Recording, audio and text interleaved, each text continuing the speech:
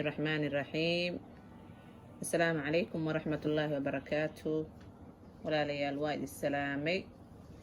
waxaan halkan gacanta ku haya waa ukuntaasoo aan rabo inaan qaybta cad ka isticmaalo, qaybta yellowgana meel aan dhigto oo kale u isticmaalo. waxa weeye qaybta cad waxaa loo isticmaalo wejiga wuxuu kaa dhigayaa tight, tight waxaan ka wadaa uu ku adkeynayaa dabacsanaanta, wejiga uu soo jilcay oo kaleeto wuu ku adkeynayaa, dabacsanaanta kaa baabi'inayaa. wejigaagana wuxuu ka dhigayaa qurux, wuxuu ka dhigayaa dhaldhalaal qurux badan markaad marsatid ukunta. waxa weeye wuxuu leeyahay waxyaabo badan, waxaa laga helaa vitamin E. maasha allah, waa wax fiican weeye. hadda waxaan sameynayaa ukuntii baan jabinayaa oo qaybtii caddeed baan la baxayaa.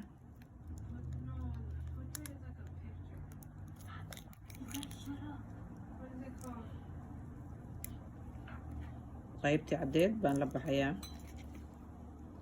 qaybtii cad waa taas, baaquligaan ku shubtay. qaybtii kaleetana waa tanaa, meel baan dhiganaya haddii alla idmo.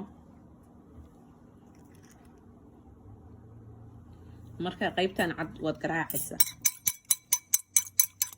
baad ka dhigaysaa, waad garaacaysaa, aad baad u garaacaysaa. marka aad u garaacdid oo cusboodo, markaas ka bacdi waad wejiga marsanaysaa.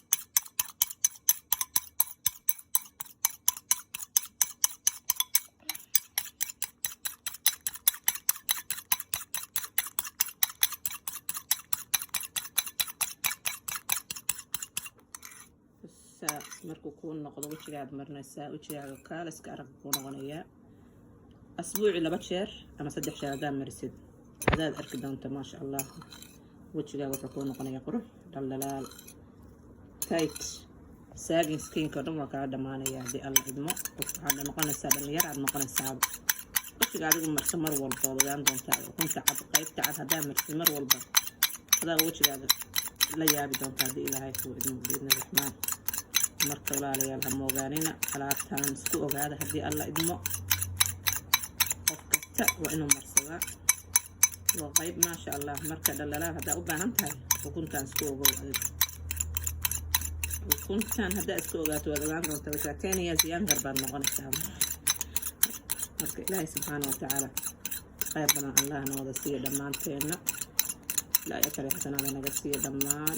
dadka xanuunsanna ilaahay caafimaad sareeca wada siiyo, sida caafimaad qabtana caafimaadka ilaahay u siyaadiyo.